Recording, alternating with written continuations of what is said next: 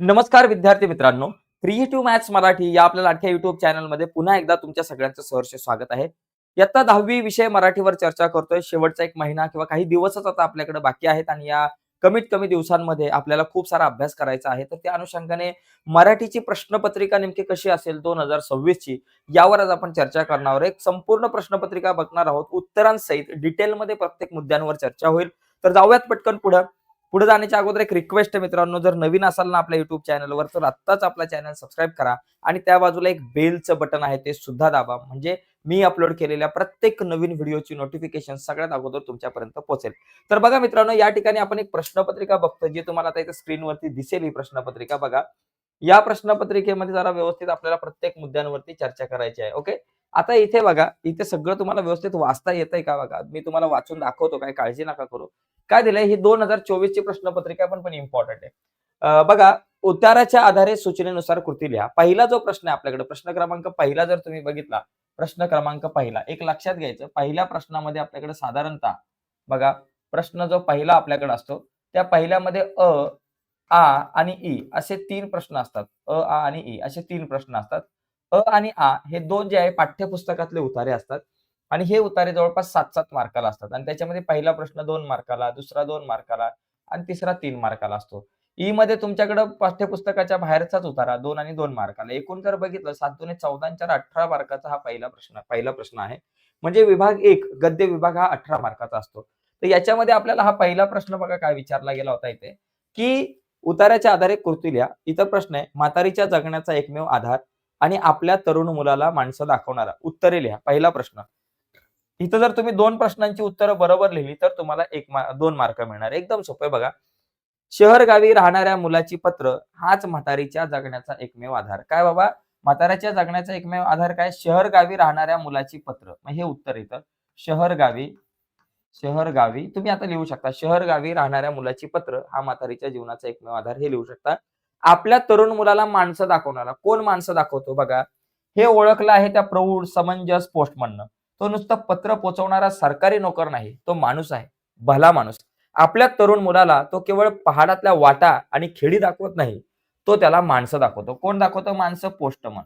मग इथं तुमच्याकडे पोस्टमन हे उत्तर आलं पाहिजे. एकदम सोपा प्रश्न आहे. पुढे बघा, आकृती पूर्ण करा. वाट पाहण्याशी निगडीत असलेल्या भावना. आता वाट पाहण्याशी निगडीत कुठल्या भावना आहे बघा, की म्हातारीचं वाट पाहणं नुसतं सुखाचं करण्याची रीत त्यानं मुलाला समजवली आहे. वाट पाहणं ही गोष्ट एरवी सुखाची थोडीच असते. दुःख, काळजी, भीती, अस्वस्थता, तडफड कितीतरी गोष्टी असतात त्या भरलेल्या.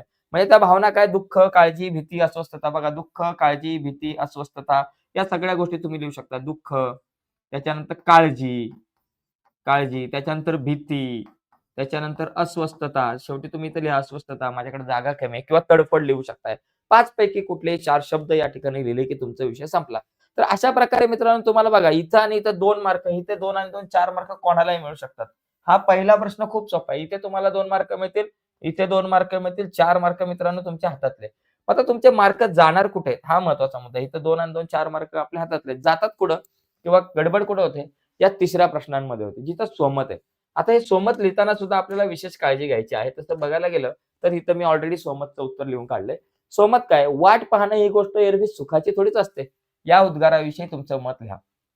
बघा, वाट पाहणं ही गोष्ट खरं तर सुखाचीच असते अशातला भाग नाही. कधी-कधी वाट पाहणं म्हणजे दुःख सुद्धा असू शकतं, तडफड असू शकते किंवा अस्वस्थता सुद्धा असू शकते. जसं की एखाद्या आईचा मुलगा कुठेतरी दूर सहलीला गेलेला आहे आणि तो संध्याकाळपर्यंत येत नाही किंवा बाहेर खेळायला गेलाय. खूप उशीर झाला तरी येत नाही आणि ती आई त्या आपल्या मुलाची वाट पाहत असते आणि ती वाट पाहत असताना तिच्या मनामध्ये अस्वस्थता असतं, दुःख असतं, भीती असते, काळजी असते. या सगळ्या गोष्टी तिथं भरलेल्या असतात. तर अशा प्रकारे तुम्ही उत्तर लिहू शकता, की जसं इथं आहे, की वाट पाहताना या पाठामाचा जर तुम्ही विचार केला, तर लेखिकेने जीवनाचा एक सुखमंत्रच सांगितलेला आहे. वाट पाहणे हा तो मंत्र होय. म्हणजे जीवनाचा सुखाचा मंत्र काय सांगितलाय कवितेच्या माध्यमातून, सॉरी लेखकाने या धड्याच्या माध्यमातून, की वाट पाहणे हा मंत्र आहे. कशाचा? सुखाचा मंत्र सांगितलेला आहे. कोणत्याही गोष्टीसाठी वाट पाहायला शिकले पाहिजे, असे तिचे सांगणे आहे. वाट पाहणे हे तसे कधीच सुखाचे नसते. म्हणजे कुठल्याही गोष्टीची वाट पाहणं, संयम ठेवणं हे खूप गरजेचं आहे. ते जर आपण ठेवलं तर आपल्याला सुखाचा मार्ग मिळू शकतो. काही लोकांचं कसं असतं, त्याला वाट पाहायला आवडतच नाही. त्याच्यामुळे तो पटकन दुःखी होतो. वाट पाहायला आवडत नाही, सगळ्या गोष्टी आपल्याला लगेच लागतात. मग अशी माणसं लवकर दुःखी होतात.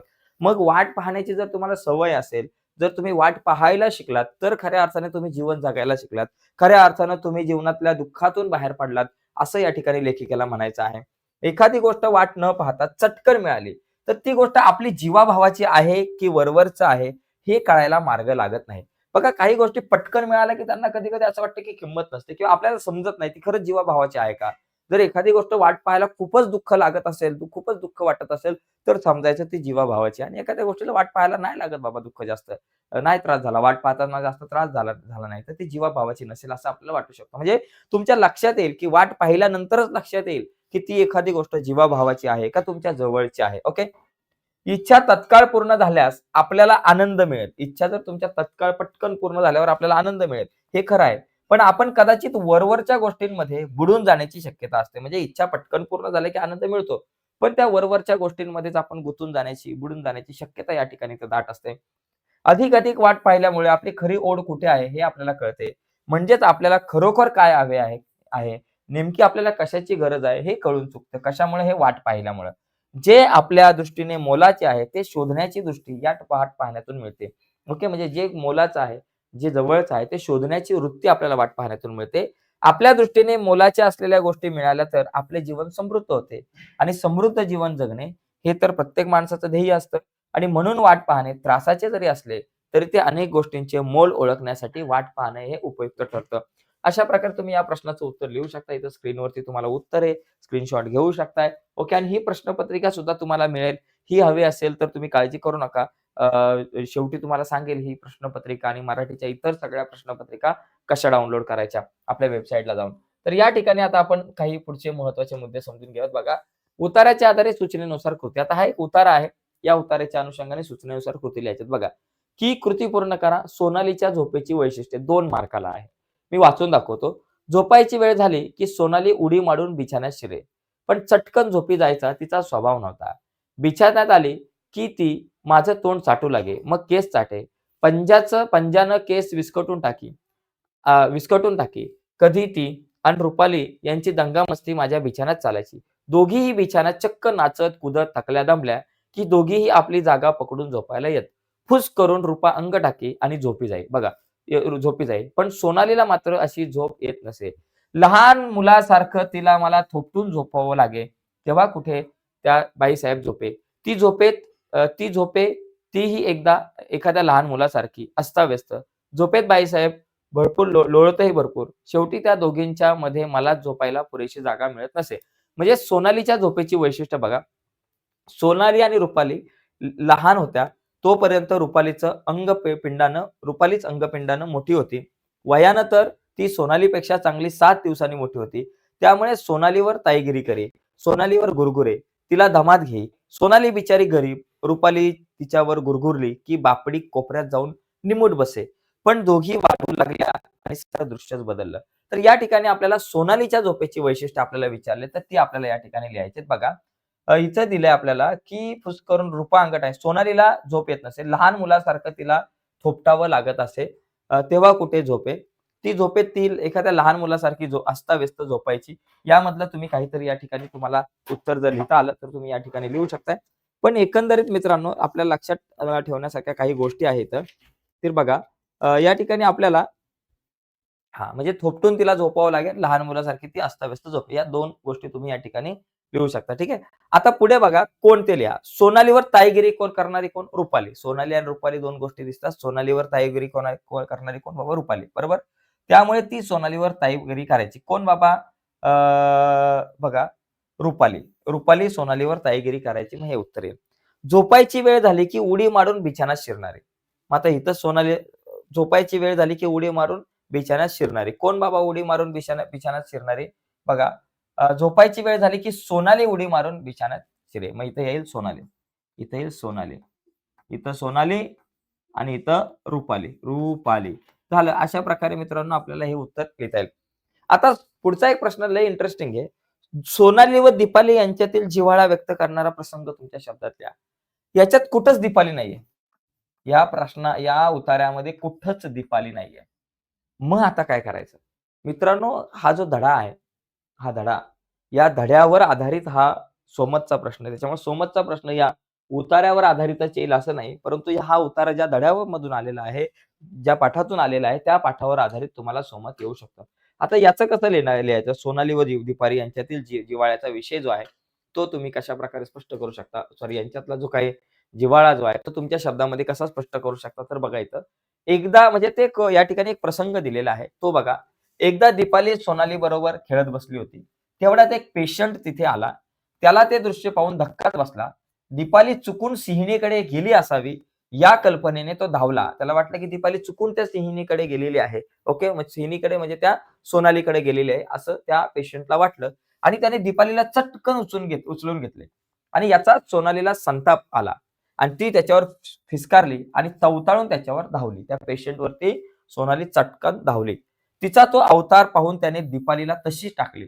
तेवढ्यात अण्णा बाहेर आले. त्यांनी घडलेली हकीकत त्यांना घडलेली हकीकत सांगितली. बाबा पेशंटला सांगितलं, की ही हकीकत जी आहे ती सांगितली. ओके. की बाबा दीपाली चुकून सिंहिणीकडे गेली, मला असं वाटलं, त्यामुळे मी दीपालीला उचललं आणि ती सिंहीण जी आहे, सोनाली जी आहे, ती माझ्या फुसकन अंगावर आली. तो प्रसंग प्रत्यक्ष पाहण्यासाठी अण्णांनी त्या गृहस्थाला दीपालीला उचलायला सांगितलंय. त्या गृहस्थाने दीपालीला हात लावला, मात्र सोनाली चवताळून त्याच्या अंगावर धावली. लेखकाचे घर हे आता तिला स्वतःचं घर वाटत होतं. म्हणजे कोणाला? सोनालीला जे आहे, ते घर आता स्वतःचं वाटत होतं आणि घरातली माणसं सुद्धा ती आता तिचीच झाली होती. म्हणजे घरातली माणसं सुद्धा सोनालीचीच वाटत होती, की ही माणसं माझी आहे आणि आता हे घर सुद्धा माझंच आहे. त्यामुळं परक्या माणसांनी घरातल्या माणसांना हात सुद्धा लावणं तिला मंजूर नव्हतं. सोनालीच्या मनातली प्रेमाची ही उत्कट भावना या प्रसंगातून व्यक्त होते आणि आपल्याला असाच एक प्रसंग विचारला होता. ठीक आहे. अशा प्रकारे तुम्ही या प्रश्नाचं उत्तर लिहू शकता. तर हे 2 पॅराग्राफ मित्रांनो आपण बघितले. याच्यामध्ये तुमच्या लक्षात घ्या, तुम्हाला मी सांगतो ना, दोन्ही पॅराग्राफमध्ये हा पहिला आणि दुसरा प्रश्न इथं तुम्हाला 2 आणि 2 4 मार्क आरामात मिळणार. फक्त तुमचा कस कुठे लागू शकतो? या ठिकाणी सोमत लिहिताना. तर हे 3 मार्क जे सोमत लिहिताना, पहिल्या उतारातले 3 मार्क, दुसऱ्या उतारातले 3 मार्क. 3 आणि 3 6 मार्क हे खूप महत्वाचे आहेत. या 6 पैकी जास्तीत जास्त मार्क कसे आपल्याला मिळतील, यासाठी आपल्याला लेखनाचा सराव व्यवस्थित पाहिजे, व्यवस्थित पाठांतर केलं पाहिजे. प्रत्येक पाठातली 2-3 सोमत तरी तुम्ही पाठ करून ठेवली पाहिजे, जेणेकरून तुम्हाला उपयोगी पडतील. पुढे बघा. आता अपठित गद्य हा अतिशय सोपा मुद्दा आहे मित्रांनो. अपठित गद्य काय टेन्शन नाही घ्यायचं. तर याच्यामध्ये कसं आहे अपठित गद्यामध्ये म्हणजे पुस्तकाच्या बाहेरचा हा एक उतारा आहे. तर इथं काय उतार्याच्या आधारे सूचनेनुसार कृती लिहा. तर आपल्याला काय सांगितलंय इथं पण तुम्हाला हा जो उतारा आहे याच्यामध्ये तुम्हाला 2 कृती आहेत. 2-2 मार्काच्या. ही 2 मार्काची, ही 2 मार्काची. हे खूप सोपं आहे. हे खूप सोपं आहे. इथे तुम्हाला आउट ऑफ मार्क मिळू शकतात बघा. आकृतीबंध पूर्ण करा. आईजवळ क्षणभर बसल्यावर मिळणाऱ्या गोष्टी बघा. मातेचा महिमा मी किती सांगू, किती गाऊ? मातृमहिमा मुक्यानेच वर्णावा लागेल. मातेचे सारे मुलांसाठीच. मुलांसाठी तिचा जीव. मुलांसाठी ती वाटेल ते करील. मुलांची सेवा चाकरी करताना ती थकणार नाही, बसणार नाही. तिला कोठेही काहीही मिळो. स्वतःच्या लेकरासाठी ती घेऊन येई. मुलाचे जरा काही दुखले खुपले की ती कावरी-बावरी होते. आई या 2 अक्षरात साऱ्या श्रुती-स्मृती आहेत. सारी महाकाव्य आहेत. या 2 अक्षरात माधुर्याचा सागर आहे, पावित्र्याचा आगर आहे, फुलाची कोमलता आहे, गंगेची निर्मलता, चंद्राची रमणीयता, सागराची अनंतता, पृथ्वीची क्षमता, पाण्याची रसता जर तुम्हाला पाहायची असेल, तर आईजवळ क्षणभर बसा. तर आईजवळ क्षणभर बसल्यावर काय-काय मिळेल? तर फुलाची कोमलता मिळेल, गंगेची निर्मलता मिळेल, चंद्राची रमणीयता, सागराची अनंतता, पृथ्वीची क्षमता, पाण्याची रसता यापैकी 4 कुठले तरी लिहून टाका. विषय संपला. एकदम सिंपल आहे. ओके. पुढे आई कधी कावरी-बावरी होते. बघा, या ठिकाणी ती कावरी-बावरी केव्हा होते? मुलांचं काही बघा, मुलाचे काही दुखले-खुपले, की आई कावरी-बावरी होते. मुलाचे काही दुखले-खुपले. तर इथे काय आलं पाहिजे? मुलाचे काही दुखले-खुपले, तर आई कावरी-बावरी होते. आई थकणार नाही. आई कधी थकणार नाही? की मुलांची चाकरी करताना ती थकणार नाही. चुकून झालाय, पण थकणार नाही. आई मुलांची सेवा चाकरी करताना. मग इथे आलं पाहिजे मुलांची सेवा चाकरी करताना. एकदम सोपा मित्रांनो मुद्दा आहे. ठीक आहे. आता यानंतर पुढे बघा. पुढचा जो प्रश्न आहे, पुढे आपल्याला एक कविता दिली जाते. अरे बापरे! क्या हो गया भाई साहब, क्या हुआ तेरा वादा. बघा, पुढची जी कविता आहे, पुढचा जो प्रश्न आहे, प्रश्न क्रमांक 2. पहिला जो प्रश्न आहे 18 मार्काला आहे, तो जो आहे तो गद्य विभागावर आधारित आहे. पुस्तकातले 2 तुम्हाला धड्यांचे पॅसेज दिले जातात, उतारे दिले जातात आणि एक जो उतारा आहे तो पुस्तकाच्या बाहेरचा असतो. असे 3 उतारे असतात. दुसरा जो प्रश्न आहे त्याच्यामध्ये दुसरा जो प्रश्न आहे तो 16 मार्काला असतो. ज्याच्यामध्ये पहिला प्रश्न एक कविता दिलेली असते, जी 8 मार्काला असते. दुसऱ्या प्रश्नामध्ये मुद्द्यांच्या आधारे कृती 4 मार्क आणि तिसऱ्या प्रश्नामध्ये रसग्रहण 4 मार्क. अशा प्रकारे 16 मार्काचा प्रश्न आहे. इथे बघा चौकटी पूर्ण करा. की ही कविता तुम्ही वाचायची आणि तुम्हाला चौकटी पूर्ण करा. पहिले 2 प्रश्न मित्रांनो अतिशय सोपे असतात. इथे आउट ऑफ मार्क मिळू शकतात. बघा, "तू निघालास तेव्हा काळोखाचं राज्य होतं. सूर्यफुलांनी पाठ फिरवली होती. माळ वाटेने जायचे नाकारलेस तेव्हा खाच खळग्यांनी तुझे स्वागत केले. तू झालास परिस्थितीवर स्वार आणि घडवलास नवा इतिहास. तू झालास मूक समाजाचा नायक आणि जागा केलास बहिष्कृत भारत. बघा, तू फुंकलेस रणशिंग अगाध ज्ञानाच्या बळावर. तू तोडल्यास गुलामांच्या पायातल्या बेड्या आणि केलेस उभे चवदार तळ्याच्या काठावर. युद्धात जसे जवानांना उभे करावे. तुझे शब्द असे की जसे की महाकाव्य तुझ्या पायाजवळ गळून पडावेत. तुझा संघर्ष असा की काठ्यांच्या संगीनी व्हाव्यात. तुझ्या डरकाळीने हादरलं आकाश, डचमळली पृथ्वी आणि बघता बघता चवदार तळ्याला आग लागली. आज 50 वर्षांनी अनुभवतोय, सूर्यफुले तुझा ध्यास घेतायत. बिगुल प्रतीक्षा करतोय, चवदार तळ्याचं पाणी तेही आता थंड झालंय. बघा, डॉक्टर बाबासाहेब आंबेडकरांनी नाकारलेली गोष्ट. त्यांनी काय बाबा नाकारलं? माळ वाटेने जायचं नाकारलं. ओके. या ठिकाणी नाकारलेली गोष्ट काय? माळ वाटेने जाणे. मग इथं लिहायचं माळ वाटेने जाणे. माळ वाटेने जाणे हे नाकारलं. ओके. दुसरी गोष्ट डॉक्टर बाबासाहेब आंबेडकरांचे स्वागत करणारे. कोणी स्वागत केले? खाच खळग्यांनी तुझे स्वागत केले. मग इथं लिहायचं खाच खळगे. खाच खळगे. खाच खळगे या ठिकाणी उत्तर आहे. पुढे बघा, हे झालं. आकृतीबंध पूर्ण करा. डॉक्टर बाबासाहेब आंबेडकरांनी केलेले कार्य. पहिली गोष्ट, नवीन इतिहास घडवला, परिस्थितीवर सारून नवीन इतिहास घडवला, हे कार्य आहे. त्याच्यानंतर मूक समाजाचा ते नायक झाले. हे हे एक आहे.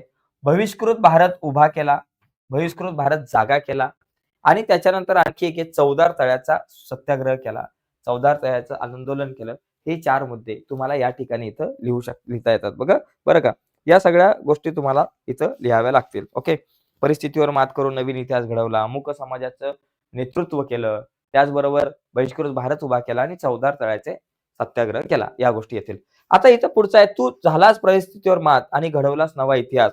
या पंक्तींचा काय करायचा? सरळ अर्थ लिहायचा आहे, की डॉक्टर बाबासाहेब आंबेडकरांनी गुलामीच्या म्हणजे जंजाळात म्हणजे बघा, तू झालास परिस्थितीवर स्वार आणि घडवला नवा इतिहास. डॉक्टर बाबासाहेब आंबेडकरांनी म्हणजे अ, अ, बघा, या ठिकाणी डॉक्टर बाबासाहेब आंबेडकर परिस्थितीवरती म्हणजे जी खडतर परिस्थिती होती तिच्यावरती ते स्वार होऊन त्यांनी नवीन इतिहास घडवलेला आहे. नेमकं काय केलं ते बघायचं, की डॉक्टर बाबासाहेब आंबेडकरांनी महाड येथे चवदार तळ्याचा जो सत्याग्रह केला, तो चवदार तळ्याचा सत्याग्रह करून अन्यायकारक वर्णव्यवस्थेविरुद्ध आवाज उठवला. जी वर्णव्यवस्था अन्यायकारक होती, ज्यांनी तळागाळाच्या लोकांवरती अन्याय केलेला आहे, अशा वर्णव्यवस्थेच्या विरुद्ध आवाज उठवला. कधी? चवदार तळ्याचा सत्याग्रह करून तो आवाज उठवलेला आहे. आणि त्यांनी कठीण परिस्थितीवर मात करून, झालाच परिस्थितीवर स्वार म्हणजे काय? कठीण, अवघड, खडतर, प्रतिकूल परिस्थितीवरती मात करून त्यांनी शोषित समाजाला जागं केलं. शोषित समाजाला जागं केलं आणि नव्या विचारांची एक दिशा त्यांनी दाखवून समाजामध्ये बदल घडवला आणि एक नवा इतिहास निर्माण केला. अशा शब्दामध्ये आपल्याला या प्रश्नाचं उत्तर लिहिता येईल, तेव्हा आपल्याला 2 मार्क मिळतील. ओके. आता इथं 2 मार्क मिळवणं थोडंसं अवघड असू शकतं किंवा एखाद 1.5 मार्क इथं तुम्हाला मिळू शकतो. परंतु जर तुम्ही व्यवस्थित लिहिताय एखाद्या प्रश्नाचं उत्तर, तर तुम्हाला मार्क चांगले मिळू पण शकतात. ठीक आहे. पुढचा बघा मुद्दा, याच्यामध्ये आणखी एक प्रश्न असतो. तो एक प्रश्न आपण बघू. याच्यात आणखी एक काव्य सौंदर्य लिहा. तर इथं काव्य सौंदर्य कशाचं? आज 50 वर्षांनी अनुभवतोय. सूर्यफुले तुझा ध्यास घेतायत. बिगुल प्रतीक्षा करतोय. चवदार तळ्याचं पाणी तेही आता थंड झालंय. म्हणजे एकंदरीत 50 वर्ष झालेली आहेत या घटनेला. म्हणजे चवदार तळ्याचा सत्याग्रह होऊन 50 वर्ष झाली. परंतु 50 वर्षानंतर आता सगळे चवदार तळ्याचं पाणी जे आहे ते थंड झालंय. याचा अर्थ सगळीकडे आता शांतता आहे. म्हणजे शांतता म्हणजे अजूनही कोणी आता या ठिकाणी विद्रोह करत नाही. जसा डॉक्टर बाबासाहेब आंबेडकरांनी पुढे येऊन नेतृत्व केलं, तशा प्रकारे आता हे सगळं आंदोलन वगैरे या सगळ्या गोष्टी आता थंड झालेल्या आहेत. आणि प्रतीक्षा करते, सूर्यफुले सुद्धा ध्यास घेताय आणि बिगुल प्रतीक्षा करते, की बाबा कधी या ठिकाणी आता एखादा संघर्ष निर्माण होईल आणि ते संघर्षाचं बिगुल वाजून तो संघर्ष पुढे होणार आहे. मग पण ते बिगुल सुद्धा आता प्रतीक्षा करते, की बाबा कधी एक संघर्षाची लाट येते. तर एकंदरीत तुम्ही काय करू शकता, तू झालास मूक समाजाचा नायक या कवितेमध्ये.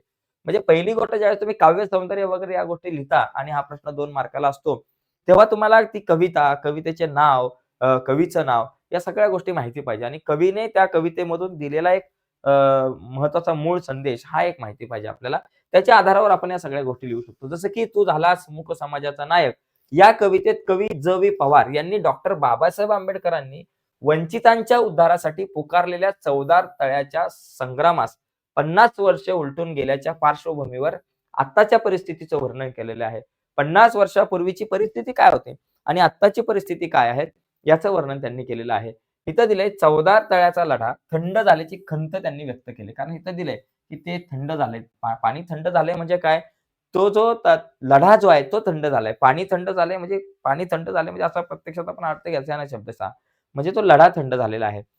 बघा लढा थंड झाल्याची खंत व्यक्त करताना सुख समृद्धीचे प्रतीक असणाऱ्या सूर्यफुलांनी भूतकाळात पाठ फिरवली होती.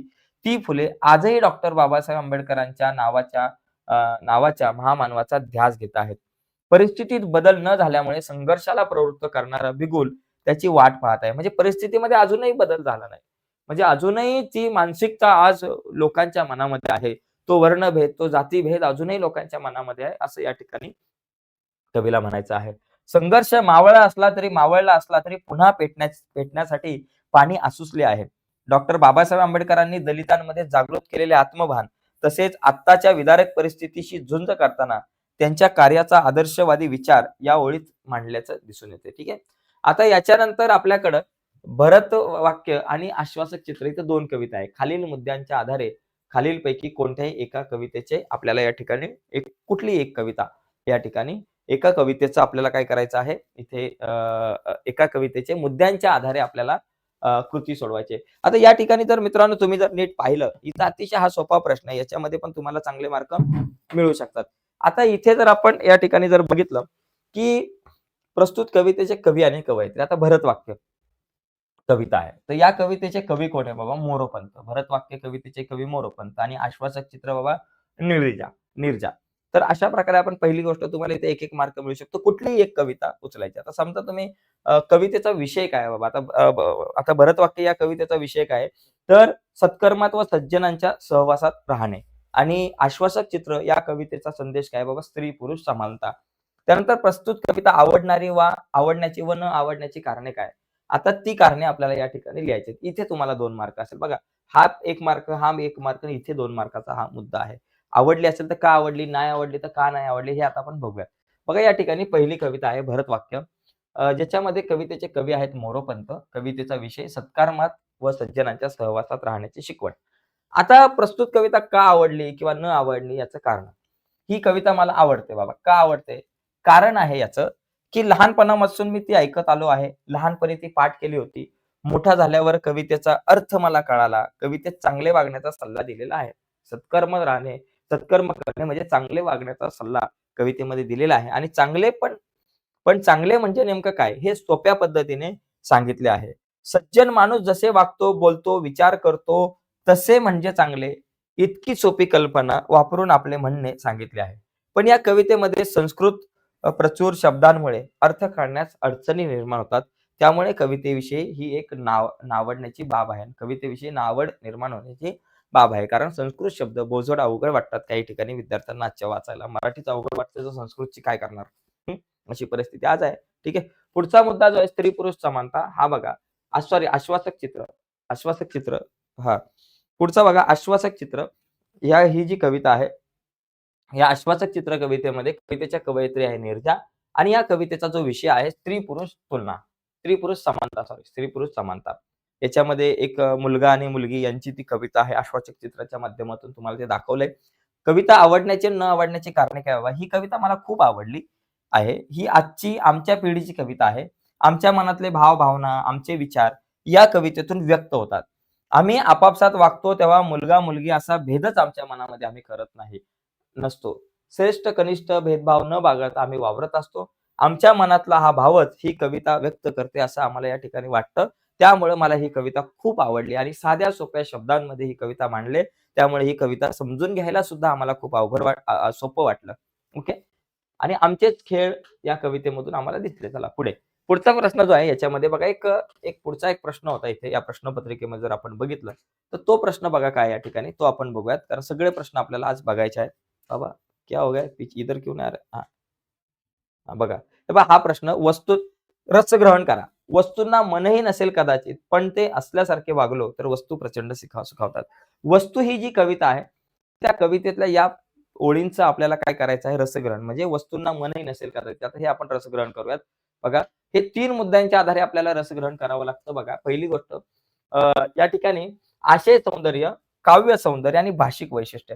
मित्रांनो लक्षात घ्या, 2 मुद्दे या कवितेतल्या कुठल्याही 4 ओळी आल्या, तर त्या 4 ओळींसाठी आशय सौंदर्य आणि भाषिक वैशिष्ट्य हे 2 मुद्दे सारखेच आहेत.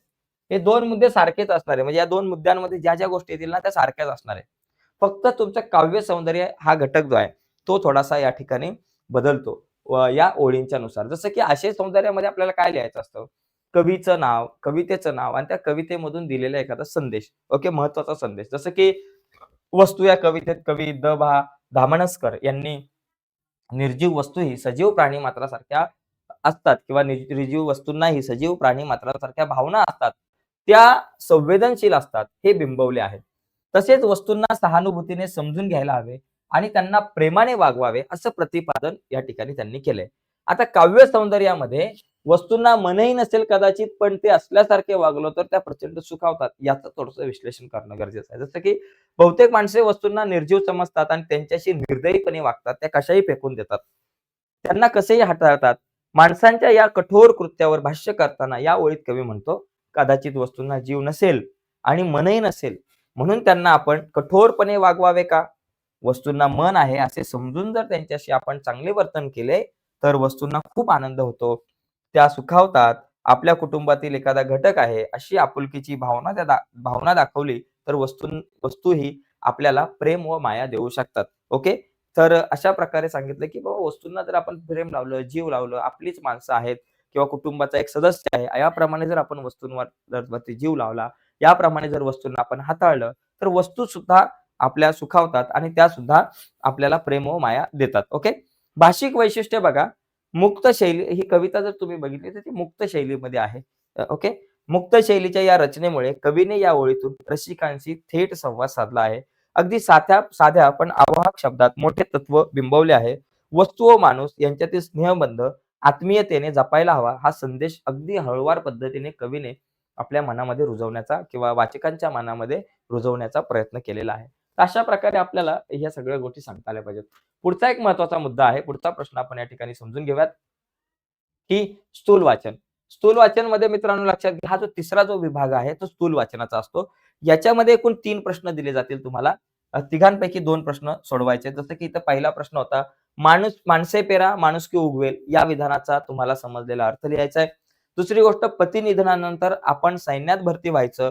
स्वाती महाडिक यांच्या या निर्धारातून समाजाला काय संदेश मिळतो तो लिहायचा तुमच्या शब्दात आणि व्युत्पत्ती कोशाचे कार्य लिहायचे. तर आपण प्रत्येक प्रश्न नीट समजून घेऊया. जसा की पहिला, माणसे पेरा माणुसकी उगवेल. जर बघा, जसं ज्याप्रमाणे आपण जर मातीमध्ये जर का तुम्ही बी पेरलं, तर त्या एका छोट्याशा बियापासून एक छोटंसं रोपटं तयार होतं. त्याचं वटवृक्षामध्ये त्याची निर्मिती होती. तसंच जर तुम्ही माणूस पेरला, तर त्या माणूस पेरला म्हणजे माणसाची जर चांगलं वागलं, तर माणुसकी निर्माण होऊ शकते. असा एक मुद्दा या ठिकाणी स्पष्ट केलेला आहे या कवितेच्या माध्यमातून स्थूल वाचन मधल्या. बघा, मातीत बीज पेरले, की मातीच्या कष्टमय मायेतून त्याचं झाड होतं. म्हणजे मातीच्या कष्टमय मायेतून ते बीज पेरल्यामुळं माती जी आहे ती आपल्या मायेने त्या बीजाला जवळ घेते आणि त्या बीजापासून एक झाड तयार करते. त्या माती त्या बीजाला सगळ्या नैसर्गिक आपत्तीपासून वाचवते. दुष्काळाशी लढते. बीजाची मायेने निगराणी करते. या सर्व प्रक्रियेतून बीजाचा एक वृक्ष होतो. त्याचप्रमाणे आजच्या मूल्यहीन समाजामध्ये चांगल्या संस्काराच्या मातीत जर माणसांना पेरलं, म्हणजे चांगल्या संस्काराची जी माती आहे, त्या चांगल्या संस्काराच्या मातीमध्ये जर आपण माणसांना पेरलं, तर त्यातून मानवतेचा एक निकोप वृक्ष उभा राहील. म्हणजे जसं बी पेरली, चांगल्या मातीमध्ये जर बी पेरलं तर चांगलं झाड उगवेल. पण तीच जर का बी चुकीच्या मातीमध्ये जर तुम्ही पेरली, तर त्या बीजापासून चांगलं झाड तयार होणार नाही. जर झालं तरी ते लवकर कोलमडून पडेल किंवा ते टिकणार नाही किंवा ते उगवणार नाही. तसंच आहे चांगल्या मातीमध्ये, चांगल्या आपण विचारांमध्ये, चांगल्या मूल्यहीन समाजामध्ये जर चांगली माणसं जर पेरली, तर त्याच्यापासून एक चांगली मानवता निर्माण होऊ शकते. बरं बघा, अशी आशादायक भावना या विधानातून व्यक्त झाली आहे. नवविचारांच्या नवसमाजात माणुसकीला बहर येईल आणि नवजात सुखी होईल व मानवजात सुखी होईल, असा सर्जनशील आशय माणूस पेरा माणुसकी उगवेल या विधानातून व्यक्त होतोय. ओके. चला आता पुढे जाऊयात आपण फटाफट. पुढचा मुद्दा बघा, पती निधनानंतर आपण सैन्यात भरती व्हायचं. स्वाती महाडिक यांच्या या निर्धारातून समाजाला काय संदेश मिळतो? बघा, स्वाती महाडिक यांनी पती निधनाचे असीम दुःख झेलले. पती निधनाचं असीम दुःख झेलले. त्या दुःखात बुडून बघा त्या त्या दुःखात बुडून जाऊन त्या निष्क्रिय झाल्या नाहीत. म्हणजे हे दुःख जे आहे पती निधनाचं दुःख, त्यांचे पती सैन्यामध्ये त्यांचं दुःख झालं. सॉरी त्यांचं निधन झालं. ते शहीद झाले. हे खूप दुःख मोठं होतं घरामध्ये. त्यांच्या मनावरती खूप मोठं दुःख होतं. पण ते दुःख जे आहे, ते दुःख त्यांनी झेललं आणि त्या दुःखातून त्या उभ्या राहिल्या आणि त्या दुःखात बुडून जाऊन त्यांनी त्या निष्क्रिय झाल्या नाहीत. तर आपल्या पतीचे देशाची सेवा करण्याचे अपूर्ण राहिलेले स्वप्न त्यांनी पूर्ण करण्याचा निर्धार घेतला. माझ्या पतीचं देशासाठी जे स्वप्न होतं, बाबा देशाच्या प्रती अपूर्ण राहिलेले जे स्वप्न आहेत, देशाची सेवा करण्याचं जे स्वप्न होतं आयुष्यभर, तर ते स्वप्न पुढे नेण्याचं स्वाती महाडिक यांनी ठरवलं. एवढेच नव्हे, तर तो निर्धार त्यांनी पुरा केला. या घटनेचा समाजावर प्रभाव पडलाच. समाजाला यातून एक महत्त्वाचा संदेश मिळालेला आहे. या गोष्टीतून समाजाला कुठला महत्त्वाचा संदेश मिळाला? एक साधी गोष्ट मित्रांनो आपण लक्षात ठेवण्यासारखी आहे, की की आजच्या समाजामध्ये एकतर मुलींनी आता तर मुली जातात कामाला, पण सैन्यामध्ये मुलगी जाणं तर ही खूप मोठी गोष्ट असते. तर बघा काय होतं, की आपल्या समाजात अजूनही पुरुषप्रधान संस्कृती आहे. पुरुषांनी सैन्यात भरती होण्याबाबत समज अनुकूल असतो. हाच समज स्त्रियांना सैन्यात पाठवण्यास मात्र तयार नसतो. हा समाज बघा. म्हणजे जो समाज पुरुषांना सैन्यामध्ये पाठवायला अनुकूल असतो, तो स्त्रियांना समाजात पाठवायला प्रतिकूल असतो. म्हणजे तो तयार नसतो. स्त्रियांकडे शारीरिक मानसिक बळ कमी असते. स्त्रिया सैनिकांचे काम करूच शकणार नाहीत, अशीच समाजाची धारणा असते. या पार्श्वभूमीवर स्त्रिया पुरुषांइतक्याच सक्षम असून सैनिकांचे कामही करू शकतात, असा संदेश समाजाला मिळतो स्वाती महाडिक यांच्या एका निर्णयातून. ओके. म्हणजे बघा पुढे व्युत्पत्ती कोशाचे कार्य या ठिकाणी आपल्याला स्पष्ट करायचे आहे. ते काय बघा. व्युत्पत्ती कोशाचे कार्य बघा 4 प्रकारे ही कार्य आहेत. बघा मी शॉर्टकटमध्ये सांगतो. मराठी भाषेतील प्रमाण व बोली शब्दांचे मूळ रूप दाखवणे. म्हणजे मराठी भाषेतलं जे प्रमाण शब्द असतील आणि बोली शब्द असेल यांचं जे मूळ रूप आहे ते आपल्याला दाखवणं. त्याच्यानंतर पुढे बघा विशिष्ट प्रदेशात व भौगोलिक परिसरात एकाच शब्दातील उच्चारात बदल होत असतो. हा शब्दांच्या उच्चारातील बदल व फरक दाखवणे. त्याचबरोबर भाषेतील इतिहासाच्या दृष्टीने फरक होत असतात. म्हणजे भाषेमध्ये सुद्धा इतिहासाच्या दृष्टीने फरक होत असतात. भिन्न भिन्न काळात जे शब्दात बदल होतात त्या बदलांचं कारण आणि स्पष्टीकरण देणं. ओके.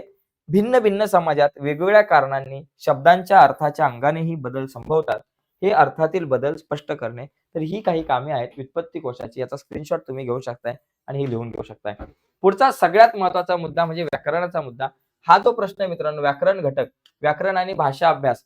इथे तुम्हाला 16 मार्क आहेत. इथे तुम्हाला 16 मार्क आहेत आणि 16 पैकी 16 मार्क तुम्हाला पडू शकतात. 8 मार्क आणि 8 मार्क. मध्ये बघा व्याकरण घटकावर आधारित कृती आणि मध्ये भाषिक घटकांवर आधारित कृती. बघा कसं. समास. प्रश्न 4थ्यातला जो आहे व्याकरणावर आधारित कृती. पहिला प्रश्न हा नेहमी समासाचाच असतो. आणि अशा प्रकारे एक चार्ट असतो, तक्ता असतो. जसं की क्रमांक दिलाय सामासिक शब्द आणि समासाचे नाव. त्रिभुवन म्हणजे 3 भुवनांचा समूह. ज्यावेळेस एखाद्या शब्दाचं जे पहिलं पद जे आहे ते संख्या विशेषण असतं, तेव्हा तो द्विगु समास असतो. म्हणजे हा समास कुठला झाला? द्विगु समास. पुरुषोत्तम, उत्तम असा पुरुष हा कर्मधारय समास झाला. म्हणजे एक नाम असतं आणि एक विशेषण असतं. तो झाला कर्मधारय समास आणि झालं. त्रिभुवन म्हणजे द्विगु समास, पुरुषोत्तम म्हणजे कर्मधारय. आणि शब्दसिद्धी 3 प्रकारचे शब्द असतात. प्रत्यय घटित, उपसर्ग घटित, अभ्यस्त शब्द. बिनचूक, चूकच्या अगोदर बिन लागलाय. म्हणजे हा शब्द कुठला झाला? उपसर्ग लागलाय. म्हणजे उपसर्ग घटित शब्द बिनचूक. बिनचूक हा उपसर्ग आहे. जमीनदार, जमीनदार. जमीन होती त्याच्यापुढे दार लागला, एक प्रत्यय लागला, हा प्रत्यय घटित शब्द आहे. आणि तिळतिळ, आंबट, चिंबट हे 2 अभ्यस्त शब्द आहे. झालं एकदम सोपा विषय. पुढे वाक्प्रचार. मित्रांनो वाक्प्रचार तुम्हाला सांगतो 4-5 प्रश्नपत्रिका फक्त बघा कुठल्याही. त्याच्यातलेच वाक्प्रचार करा. कारण तेच वाक्प्रचार रिपीट होतात. जसं की कंठस्नान घालणे. म्हणजे काय? ठार मारणे. भारतीय जवानांनी आतंकवाद्यांना कंठस्नान घातले. भारतीय जवानांनी सीमेवर 5 आतंकवाद्यांना कंठस्नान घातले. संपला विषय. पुढचा हुकूमत गाजवणे. म्हणजे अधिकार गाजवणे. बरोबर? अधिकार गाजवणे. म्हणजे पूर्वीच्या काळी राजा आपल्या प्रजेवर हुकूमत गाजवत असे. बरोबर? पूर्वीच्या काळी. बघा व्यथित होणे, दुःखी होणे. बरोबर? व्यथित होणे, दुःखी होणे. म्हणजे याचा म्हणजे व्यथित होणे, दुःखी होणे अशा प्रकारे तुम्ही दुःखी होणे. आता याचा वाक्यात उपयोग तुम्ही करा. आनंद गगनात न मावणे म्हणजे खूप आनंद होणे. परीक्षेत पहिला क्रमांक आल्यामुळे सचिनचा आनंद गगनात मावत नव्हता. अशा प्रकारे तुम्ही हे करू शकता. ठीक आहे. पुढे बघा, पुढचे काही आपण या ठिकाणी प्रश्न बघू. इथे तुम्हाला दोनच तुम्हाला या ठिकाणी वाक्प्रचारांचा अर्थ सांगून वाक्यात उपयोग करायचा आहे. त्याच्यामुळे इथे आरामात तुम्हाला 8 पैकी 8 मिळू शकतात. पुढचा प्रश्न ना मित्रांनो, तुम्हाला सांगतो ना, लहान मुलं पण या प्रश्नाची उत्तरं सोडवू शकतात 5वी 6वी ची. बघा, पुढील शब्दांचे समानार्थी शब्द. मार्ग म्हणजे रस्ता, रस्ता, पथ, वाट. जल म्हणजे पाणी, पाणी, नीर. ओके.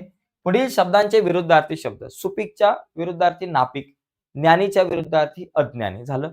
शब्दांचे वचन बदला. भिंती, त्याचं वचन बदललं तर भिंत झालं. अनेक वचनीचं एक वचनी करायचं, एक वचन असेल तर अनेक वचन. रस्ता, रस्त्याचा आपण काय करा, रस्ते करू शकतो. त्याच्यानंतर खालील शब्दातील अक्षरापासून 2 अर्थपूर्ण शब्द तयार करा. आता याच्यापासून 2 अर्थपूर्ण शब्द तुम्ही कसे तयार कराल बघा. रखवालदार, याच्यापासून बघा रवा शब्द एक तयार होतो. वार एक शब्द तयार होतो. दार एक शब्द तयार होतो. त्याच्यानंतर इथं अजून एक शब्द होईल. वाल एक शब्द तयार होईल. वाल, वाल एक शब्द तयार होईल. आणि त्याच्यानंतर आपल्याकडं अजून काय बाबा, वाल, त्याच्यानंतर वार एक झालं. चला 4 शब्दच पाहिजे आपल्याला. तर अशा प्रकारे तुम्ही 4 शब्द तयार करू शकताय. ओके. आता पुढे बघा, पुढचा मुद्दा लेखन नियमानुसार लिहा. आता इथे बघा, हे 4 शब्द या ठिकाणी 4 वाक्य दिलेले आहेत. त्याच्यामध्ये प्रत्येक वाक्यामध्ये 2 शब्द जे आहेत ते चुकीचे असतात. त्याला दुरुस्त करून लिहायचंय. जसं की बघा, इथं महर्षी हा जो शब्द आहे तो आपण कसा लिहितो? महर्षी आपण शब्द असा लिहितो. आता मी रफ करतो, तुम्हाला सांगतो. महर्षी, महर्षी शब्द असा लिहितो याच्यामध्ये. आणि स्थितप्रज्ञाची म्हणजे स्थितप्रज्ञाची आपल्याला असं लिहितो. पहिली व्हॅलंटी स्थितप्रज्ञाची, स्थितप्रज्ञाची हा शब्द असा लिहिला पाहिजे. ठीक आहे. मग हे 2 शब्द बदलायचेत आणि ते असे लिहायचेत आणि त्यांच्या खाली अधोरेखित करायचंय. पावसाळ्यात दिशा पुसर झालंय. दिशा धुसर असतात. दिशा धुसर. दिशा आपण असं लिहितो, दिशा, आणि नंतर धुसर जो आहे धुसर असं लिहिलं पाहिजे. दिशा धुसर. त्याच्यानंतर महाराष्ट्र ही संतांची भूमी. आता ही आणि भूमी, ही जी आहे ना ते आपण असं लिहितो आणि भूमी जो आहे तो दुसरा उकार असतो. भूमी दुसरा उकार असतो. ठीक आहे. त्याच्यानंतर शनिवारी दुपारी. आता शनिवारी दुपारी बघा, शनिवारी आपण असं लिहितो. शनिवारी, शनिवारीला न ला पहिली व्हॅलंटी असते आणि दुपारी जो आहे त्याला पहिला उकार असतो. दुपारी, शनिवारी दुपारी. अशा प्रकारे इथं थोडंसं हे करायचं आहे. सॉरी, शनिवारी दुपारी 12:30 ची वेळ होती. तर अशा प्रकारे आपण या प्रश्नाचं जे उत्तर आहे ते आपण लिहू शकतो. एकदम सोपे या ठिकाणी प्रश्न आहेत. ठीक आहे. तर इथे चला पुढे जाऊयात थोडंसं. दुपारी बरोबरच आहे ऑलरेडी. शनिवारी हा एकच शब्द. ठीक आहे. आता याच्यानंतर पुढे आपल्याला बघा 1, 2, 3, 4, 5, 6 मार्क झाले. अजून 2 मार्क कुठे गेले तर इथे बघा.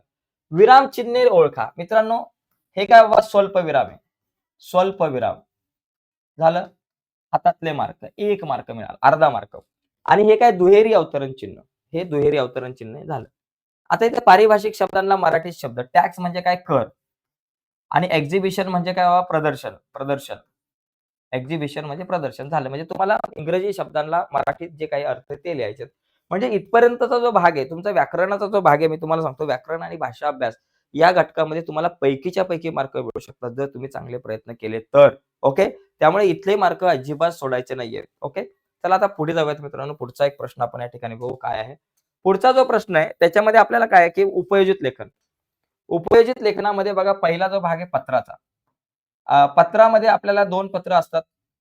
या ठिकाणी आपल्याला व्यवस्थित हे वाचायचं आहे, ही जी जाहिरात, आणि जाहिरात वाचून आपल्याला या जाहिरातीच्या आधारावर 2 पत्र असतात. बघा काय जाहिरात आहे. वृक्षावल्ली आम्हा सोयरे वनचरे. पत्रलेखन प्रश्न क्रमांक 5व्यातला जो आहे तो पत्रलेखनाचा आहे. आणि पत्रलेखन आणि सारांश लेखन दोघांपैकी एक प्रश्न आपल्याला लिहायचा असतो. तर इथं ही जी जाहिरात दिली किंवा निवेदन दिले त्याच्यामध्ये काय दिले, वृक्षावल्ली आम्हा सोयरे वंचरे, आम्रपल्ली रोपवाटिका यशवंतनगर सांगली, एक सुंदर उपक्रम व स्पर्धा. फक्त शालेय संस्थांसाठी फळे, फुले आणि उपयुक्त झाडांच्या रोपांचे मोफत वाटप. शालेय संस्थांसाठी म्हणजे शाळांसाठी. सर्वात जास्त रोपे नेऊन संवर्धन करणाऱ्यास बक्षीस. जो सगळ्यात जास्त रोपे नेईल आणि ती रोपे नेऊन त्यांचं संवर्धन करेल, ती झाडं व्यवस्थित जगवेल, त्यांना बक्षीस. संपर्क दिलेला आहे. वेळ दिले 9 ते 5 आणि रोप वाटप 15 ते 20 जून पर्यंत झालं.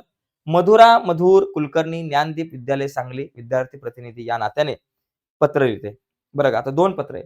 पहिलं पत्र वृक्षारोपणाच्या कार्यक्रमासाठी रोपांची मागणी करणारे पत्र आणि उत्तम उपक्रमाबद्दल अभिनंदन करणारे पत्र. आता हे 2 पत्र दोघांपैकी आपल्याला एक कुठलंही पत्र तुम्हाला लिहायचं आहे. तर सगळ्यात पहिली गोष्ट या ठिकाणी आपण काय लिहितो, सगळ्यात पहिली गोष्ट मी तुम्हाला फॉर्मॅट समजून सांगतो. सगळ्यात पहिली गोष्ट म्हणजे या एका ओळीमध्ये आपल्याला असा फॉर्मॅट लिहायचा आहे. इथं लिहायचा दिनांक. दिनांक काय लिहाल तुम्ही? तुमचा कार्यक्रम 15 ते 20 जूनच्या दरम्यान आहे. म्हणजे तुम्ही 15 तारखेच्या आतली एखादी तारीख लिहा. समजा 10 जून. 10 जून 2000 किती बाबा दिलं नाहीये 2025 लिहा. 27-28 लिहू नका. 2025 झालं तारीख लिहिली, दिनांक लिहिली. हे सगळ्या गोष्टी या समासाला तुम्हाला या लागूनच लिहायच्या आहेत. ओके. दिनांक लिहिल्यानंतर प्रती. आता तुम्ही कोणाला लिहिताय? प्रती. एक ओळ सोडून लिहा वाटलंस तर प्रती. प्रती लिहून इथं आपल्याला काय करायचं आहे? प्रती लिहून आपल्याला कोणाला बाबा व्यवस्थापक. व्यवस्थापक कुठले व्यवस्थापक आहे? आम्रपल्ली, रोपवाटिका, यशवंतनगर, सांगली. व्यवस्थापक, प्रति व्यवस्थापक, व्यवस्थापक, आम्रपल्ली, आम्रपल्ली, रोपवाटिका, रोपवाटिका, रोपवाटिका, काय बाबा? रोपवाटिका, यशवंतनगर, सांगली. ओके. यशवंतनगर, वंतनगर, सांगली. ओके. सांगली. कॉमा द्या आणि इथं सांगली लिहून टाका. हा पत्ता जरा व्यवस्थित लिहायचा आहे. ओके. यशवंतनगर, सांगली आणि नंतर वाटलंच तर सांगली आणि पिनकोड नंबर वाटलंच तर लिहा बाबा. इथं पिनकोड 1, 2, 3, 1, 2, 3 इथं खाली लिहा. आता जागा माझ्याकडे नाही त्याच्यामुळे मी जरा इथं अशा प्रकारे केलेलं आहे. ठीक आहे. आता याच्यानंतर मग आता हे लिहिल्यानंतर मला काय करायचं की बाबा विषय नेमका काय आहे? विषय काय आहे याचा? तर तो विषय पहिली गोष्ट. आता हे वाटलंच इथे ईमेल दिलेला आहे. हा ईमेल पण लिहा. ईमेल. ईमेल दिलाय. ईमेल या ठिकाणी दिलेला आहे. तर तो ईमेल या ठिकाणी लिहा. काय दिलाय तो? आम्रपल्ली, आम्रपाली आहे बरं का. आम्रपाली. हां, आम्रपाली. आम्रपल्ली नाहीये, आम्रपाली आहे. चुकून मी आम्रपल्ली लिहिलं. इथं थोडासा चेंज करा. आम्रपल्ली आहे. आम्रपाली आहे, आम्रपल्ली नाहीये. ओके. आम्रपाली आणि त्याच्यानंतर आम्रपाली बाबा काय बाबा 06@gmail. फॉर्मॅट लक्षात घ्या gmail.com वगैरे. ठीक आहे. आता मी शॉर्टकटमध्ये फटाफट जातो. याच्यानंतर आपल्याला काय करायचं विषय लिहायचा आहे. विषय. विषय काय लिहाल तुम्ही? विषय आपल्याला लिहायचा आहे झाडांची मागणी करण्याबाबत, रोपांची मागणी करण्याबाबत. ठीक आहे. मागणी करण्याची वृक्षारोपणासाठी रोपांची मागणी करण्याबाबत. इथे लिहू आपण वृक्षारोपणासाठी रोपांची मागणी करण्याबाबत. रोपांची मागणी करण्याबाबत असं लिहा. जागा कमी म्हणून मी लिहत नाही. आणि याच्यानंतर लिहायचंय महोदय. महोदय आणि विषय सुरू करायचा आहे खालच्या ओळीपासून. इथून विषय सुरू करायचा आहे. महोदय लिहायचंय आणि तिथून विषय सुरू करायचा. तर तुम्ही लिहाल कसं पत्र? लिहायचं काय? तर इथं मग तुम्ही लिहू शकता, की बाबा ही जी काही बातमी आहे, हे लिहित असताना आपल्याला कोण लिहितंय? मधुरा कुलकर्णी. ज्ञानदीप विद्यालय सांगली इथून. बाबा इथं लिहायचं मी मधुरा कुलकर्णी ज्ञानदीप विद्यालय सांगली येथील 10वीच्या वर्गाची वर्ग प्रतिनिधी म्हणून हे पत्र लिहित आहे. असं लिहायचं. म्हणजे बघा तिचं नाव आलं पाहिजे. मी मधुरा कुलकर्णी ज्ञानदीप विद्यालय सांगली या शाळेतील या शाळेचे प्रतिनिधी म्हणून हे पत्र मी तुम्हाला लिहित आहे. ओके. आणि नंतर याच्यामध्ये लिहू शकता तुम्ही, की तुमची जाहिरात तुमच्या रोपवाटिकेची जाहिरात कालच मी एका आमच्या शाळेच्या WhatsApp ग्रुपवरती वाचली. ओके. आणि ती वाचल्यानंतर मी शाळेतील आमच्या मुख्याध्यापकांशी चर्चा केली आणि चर्चा केल्यानंतर आम्हाला म्हणजे शाळेचेच मुख्याध्यापकांशी पण चर्चा केली. पण त्याच्या अगोदर तुम्ही हे लिहू शकता, की ही तुमची जाहिरात वाचून मला खरंच खूप आनंद झाला. तुम्ही जो उपक्रम जो ठेवलेला आहे, उपक्रम जो तुम्ही ज्या उपक्रमाचं आयोजन केलेलं आहे, तो उपक्रम अतिशय कौतुकास्पद आहे आणि खूप चांगला आहे. आणि आम्हालाही या तुमच्या उपक्रमामध्ये सहभागी व्हायला खरंच खूप आवडेल. खूप आवडेल आम्हाला. ओके. अशी चर्चा माझी शाळेच्या मुख्याध्यापकांसोबत झाली. असं तुम्ही या ठिकाणी लिहू शकता. ओके. आणि याच संदर्भात हे मी तुम्हाला पत्र लिहित आहे. वृक्षांची, रोपांची मागणी करण्याबाबत. आमच्या शाळेमध्ये आम्ही येत्या 16 तारखेला किंवा 17 तारखेला, 18 तारखेला वृक्षारोपणाचा कार्यक्रम जो आहे 5 जून म्हणजे वृक्षारोपणाच्या कार्यक्रमाचं आयोजन करण्याचा आम्ही प्रयत्न करतोय. ओके. प्रयत्न करतोय. मग यासाठी तुम्ही कृपया करून आम्हाला आपल्या रोपवाटिकेतील रोपे पुरवावेत ही नम्र विनंती. आणि मग खाली मग ती रोपांची लिस्ट. ओके. मग तुम्ही वाटलंच तर खाली लिहू शकता, की बाबा रोपांची यादी मी या ठिकाणी तिथं जोडत आहे. मग ती रोपांची यादी जोडायची. बाबा कुठली रोपे? विविध फुलझाडे, फळझाडे, पानझाडे 10 द्या, 12 द्या, काय द्या. हे सगळं लिहायचंय आणि मग शेवटी तुम्हाला लिहायचंय आपली कृपाभिलाषी किंवा आपला कृपाभिलाषी. इथं खाली लिहायचं बरं का. हे सगळं झाल्यानंतर इथं खाली आपली कृपाभिलाषी, कृपाभिलाषी, आपली कृपाभिलाषी जी कोण असेल तिचं नाव. मधुरा कुलकर्णी असेल. ओके. मधुरा कुलकर्णी कंसात विद्यार्थी प्रतिनिधी ज्ञानदीप विद्यालय सांगली संपला विषय. तर अशा प्रकारे आपल्याला हे पत्र लिहायचं आहे. व्यवस्थित काळजीपूर्वक लिहायचं आहे. आपल्या भाषेमध्ये लिहायचं काय टेन्शन घ्यायचं नाही. ओके. लक्षात आलं. फक्त फॉर्मॅट लक्षात घ्या. पहिलं दिनांक, प्रति, ज्याला पत्र पाठवायचंय त्याचा पत्ता, नाव, त्याचं नाव, गाव, पत्ता आणि त्याचा ईमेल आयडी, मग विषय आणि मग महोदय. हे औपचारिक पत्र झालं. ठीक आहे. याच्यामध्ये आणखी एक पत्र आहे. उत्तम उपक्रमाबद्दल अभिनंदन करणारे पत्र. सेम असंच लिहायचं आणि विषय अभिनंदन कर विषय मग तिथं तुम्ही लिहू शकताय.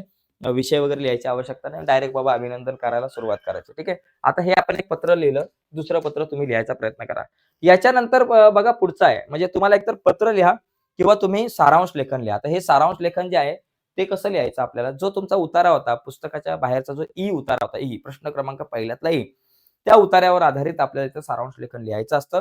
आणि हे सारांश लेखन लिहत असताना जसं तसं लिहू नका. जसं एखादा आपण पिक्चर बघतो आणि आपल्या मित्रांना त्या पिक्चरची स्टोरी जी आहे ती थोडक्यात सांगतो, तसंच थोडक्यात सारांश लेखन या ठिकाणी लिहायचं आहे. इथं तुमचं मत मांडायचं नाही, लेखकाचं जे मत होतं ते मांडायचं आहे.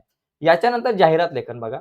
इथे जाहिरात लेखनमध्ये काय विषय बघा, की संगणक प्रशिक्षक वर्गाची आकर्षक जाहिरात तयार करा. जाहिरात म्हणजे ॲडव्हर्टाइजमेंट आपण करतो ना, आजकाल आपण वेगवेगळ्या प्रकारचे ॲडव्हर्टाइजमेंट बघतो. जाहिरात लेखन करताना बघा, संगणक प्रशिक्षण वर्ग. ओके. मग इथं तुम्ही लिहू शकताय विद्यार्थ्यांसाठी, शालेय विद्यार्थ्यांसाठी खास सवलत, शालेय विद्यार्थ्यांसाठी खास उपक्रम, शालेय विद्यार्थ्यांसाठी सुवर्ण संधी असं टायटल लिहू शकता तुम्ही. शालेय विद्यार्थ्यांसाठी सुवर्ण संधी, शालेय शॉर्टकटमध्ये लिहितो विद्यार्थ्यांसाठी सुवर्ण संधी. मी फक्त सध्या संधी लिहितोय, जागा कमी आहे. तुम्ही लिहा सुवर्ण संधी, बॉक्स. ओके. त्याच्यानंतर मग खाली लिहू शकताय Omkar computers, Omkar computers, Omkar computers, computers आयोजित, ओमकार कम्प्युटर्स आयोजित, आयोजित असं लिहा. आयोजित काय आयोजित करताय?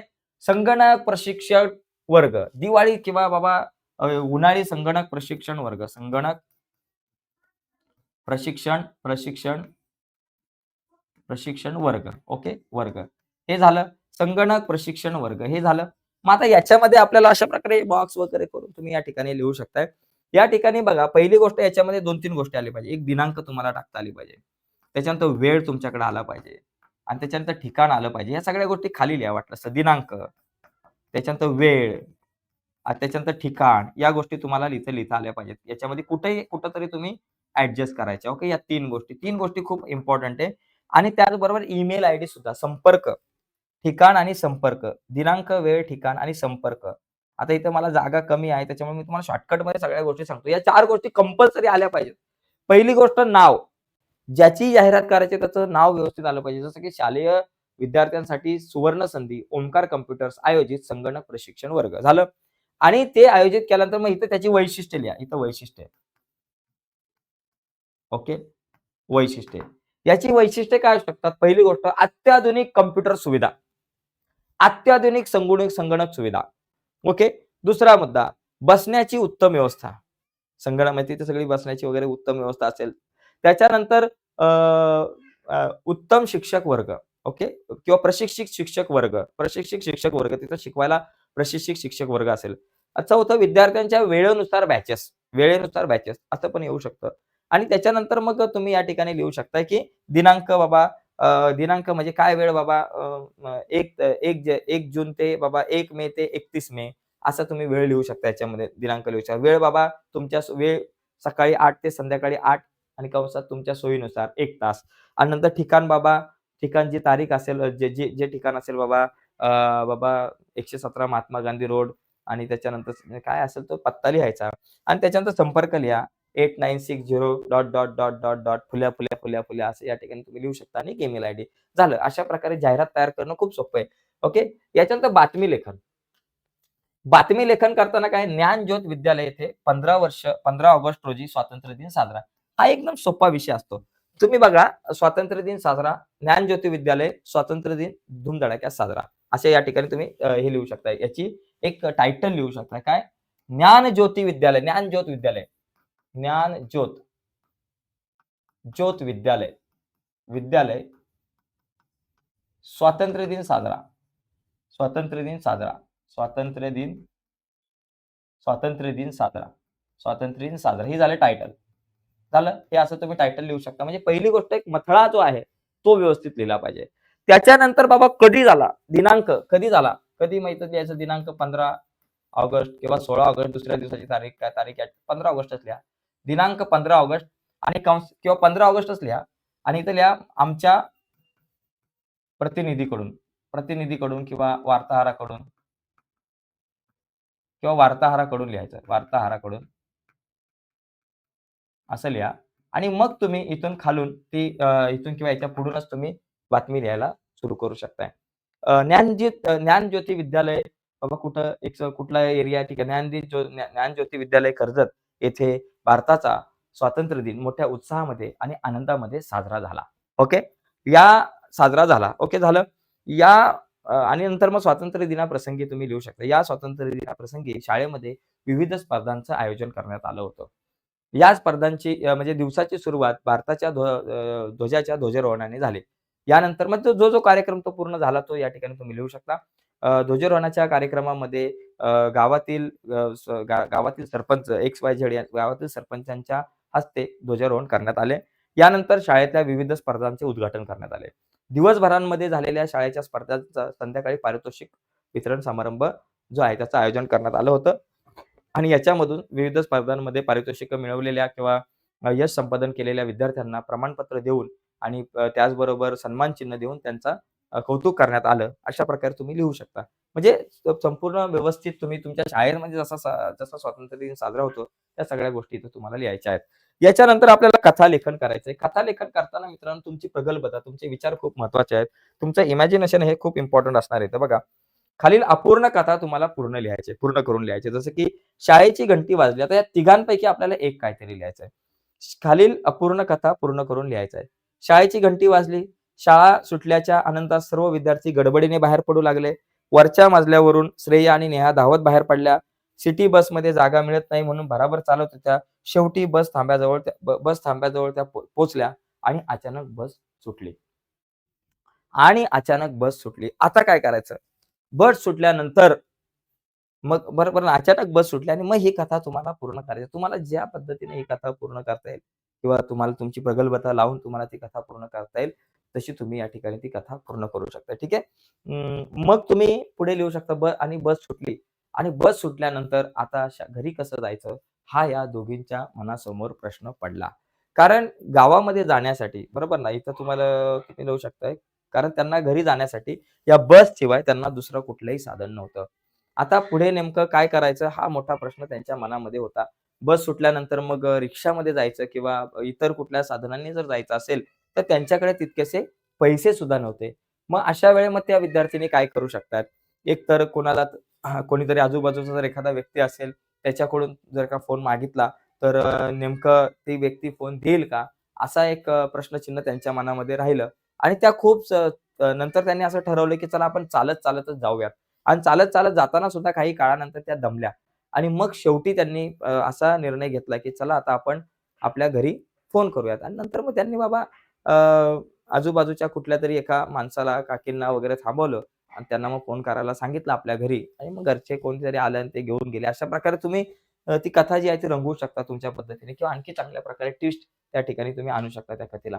पुढे बघा प्रसंग लेखन जो आहे, हा एक भाग आहे. आता लेखन कौशल्यामध्ये तुम्हाला प्रसंग लेखन म्हणजे काय करायचंय इथं हा जो शुभेच्छा समारंभ शाळेमध्ये झाला, त्याचं तुम्हाला या ठिकाणी प्रसंग लेखन करायचं आहे. तर हे प्रसंग लेखन करताना शाळेमध्ये जो शुभेच्छा समारंभ होतो आता 10वीच्या विद्यार्थ्यांसाठी, त्या प्रसंगाचं तुम्हाला एक वर्णन या ठिकाणी करायचं असतं. जसं की इथं प्रसंग लेखन हा कधी झाला हा प्रसंग जो आहे, की इथं लिहायचा बाबा काय 10वीचा शुभेच्छा समारंभ हेडिंग टाकायची आणि मग लिहायचं बाबा किती तारखेला झाला तो की बाबा 27 जानेवारी 2025 या दिवशी आमच्या शाळेचं नाव काय बाबा साधना विद्यालय धुळे या शाळेचा 4 फेब्रुवारी तारीख दिलेली आहे. ओके. दिलेली आहे ऑलरेडी तारीख. 4 फेब्रुवारी 2025 रोजी साधना विद्यालय धुळे या आमच्या विद्यालयाचा 10वीच्या विद्यार्थ्यांचा शुभेच्छा समारंभ सकाळी 10 वाजता मोठ्या आनंदात आणि मोठ्या उत्साहामध्ये साजरा झाला. या शुभेच्छा समारंभाचे अध्यक्ष रमाकांत धुमाळ होते आणि प्रमुख पाहुणे हे विशेष थोर शिक्षण तज्ञ श्री अजय साठे हे या ठिकाणी उपस्थित होते. कार्यक्रमाच्या सुरुवातीलाच आम्ही इयत्ता 10वीचे सर्व विद्यार्थी शाळेमध्ये ज्यावेळेस आलो, तेव्हा आम्हाला दिसलं की शाळेमध्ये खूप चांगल्या प्रकारे रंगीबेरंगी रांगोळ्या काढलेल्या आहेत इयत्ता 9वीच्या विद्यार्थ्यांनी. शाळा खूप चांगल्या प्रकारे सजवलेली आहे. आमचा इयत्ता 10वीचा वर्ग सजवलेला आहे आणि आमच्या स्वागताची जय्यत तयारी केलेली आहे. आणि त्याच्यानंतर मग ज्यावेळेस आम्ही वर्गामध्ये आलो, त्यावेळेस विविध प्रकारचे छोटे-मोठे कार्यक्रम झाले, गाणी झाली, आमचं स्वागत झालं. स्वागत गीत म्हणून 9वीच्या विद्यार्थ्यांनी आमच्या सगळ्यांचं आणि पाहुण्यांचं सुद्धा स्वागत केलं आणि त्याचबरोबर विद्यार्थ्यांची मनोगत झाली. थोडे डोळे पाणावलेले होते. नंतर मग शाळेच्या मुख्याध्यापकांनी शेवटी मार्गदर्शन केलं. नंतर शिक्षण तज्ञांनी मार्गदर्शन केलं. पण शाळेतील काही शिक्षक जेव्हा मार्गदर्शन करत होते, त्यावेळेस त्यांनी ज्यांचे जे अनुभव शेअर केले, ते अनुभव ऐकत असताना आमच्या डोळ्यातूनही पाणी वाहत होतं. कार्यक्रमाच्या शेवटी इयत्ता 9वीच्या विद्यार्थिनीने आभार प्रदर्शन केलं आणि ते आभार प्रदर्शन केल्यानंतर कार्यक्रम संपला आणि तो संपत असताना शाळेतून बाहेर पडत असताना 10वीच्या प्रत्येक विद्यार्थ्याला एक छोटं-छोटंसं गिफ्ट दिलं जात होतं. म्हणजेच एक पेनचा बॉक्स होता, एक कंपास पेटी होती आणि एक शाळेचा लिखाणाचा जो पॅड असतो तो होता आणि ते सगळं घेऊन आम्ही शाळेच्या बाहेर जेव्हा जात होतो, त्यावेळेस आमचे डोळे समाधान, आनंद आणि त्याचबरोबर डोळे पाणावलेले सुद्धा होते शाळेच्या आठवणीमधून. अशा प्रकारे तो प्रसंग खूप चांगल्या प्रकारे तुम्ही रंगवू शकताय. ठीक आहे. या प्रसंगानंतर पुढे आत्मकथन आणि वैचारिक लेखन या गोष्टी असतात. या तिघांपैकी तुम्हाला एक काहीतरी लिहायचा असतो. ठीक आहे. मग आरशाचं आत्मकथा लिहा आणि जलप्रदूषण एक समस्या उपाय यावरती तुम्ही लिहू शकता. ठीक आहे. तर आजच्या या चर्चेमध्ये मित्रांनो आपण इथेच थांबूयात. नक्कीच तुम्हाला व्हिडिओ आवडले असेल तर व्हिडिओला लाईक करा.